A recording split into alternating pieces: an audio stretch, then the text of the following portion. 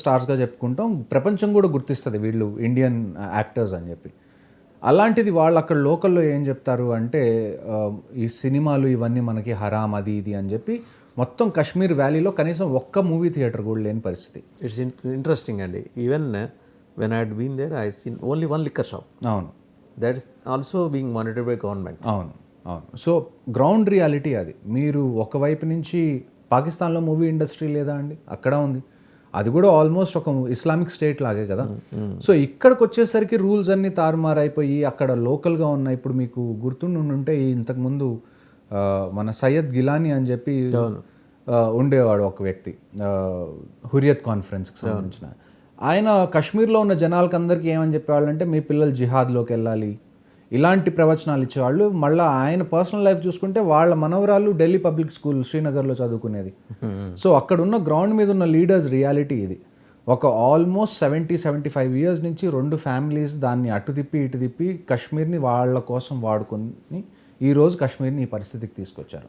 ఇవాళ షేక్ అబ్దుల్లా, ఒమర్ అబ్దుల్లా ఎన్ని మాటలైనా చెప్పచ్చు, మేము ఇండియాతో ఉంటాం, మేము ఏ మిలిటరీ యాక్షన్ తీసుకున్నా కానీ మేము సపోర్ట్ చేస్తాం అది ఇది అని. కానీ గ్రౌండ్ రియాలిటీ హార్ట్ఫుల్గా వాళ్ళ లోపల నుంచి వచ్చే మాట అండి అది. చూడండి, నాకు ఒక్క డౌట్ సార్ మేజర్ హర్షవర్ధన్ ఏంటంటే, మొన్న home minister was there in Kashmir for which he was not invited.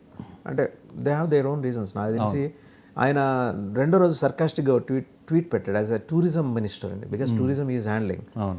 I felt sorry for the mishappening అని చెప్పి. అంటే సార్ సర్కాస్ట్గా ఆయన చెప్పడం ఏంటి, నన్ను సీఎంగా కూడా వీళ్ళు గుర్తించలేదు, నేను టూరిజం మినిస్టర్గా నేను statement ఇస్తున్నానని.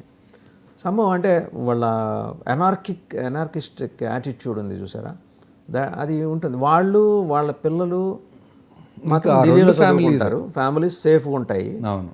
Normal Kashmiris they have to face this struggle and they ignite indoctrination అనేది కంటిన్యూస్గా జరుగుతూనే ఉంటుంది. అవును.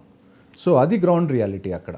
సో ఇలాంటి వాటిలో నుంచి ఇండియన్ ఆర్మీ కానివ్వండి, ఇండియన్ గవర్నమెంట్ కానివ్వండి, not just by means of violence, మనం వాళ్ళకి హెల్ప్ చేసి లోకల్గా సపోర్ట్ చేసి వాళ్ళని మెయిన్ స్ట్రీమ్ ఇండియాలోకి తీసుకురావడానికి మనం ఆల్మోస్ట్ ఒక 30-35 ఇయర్స్ నుంచి మనం చాలా కష్టపడుతున్నాం. ఒకానొక టైంలో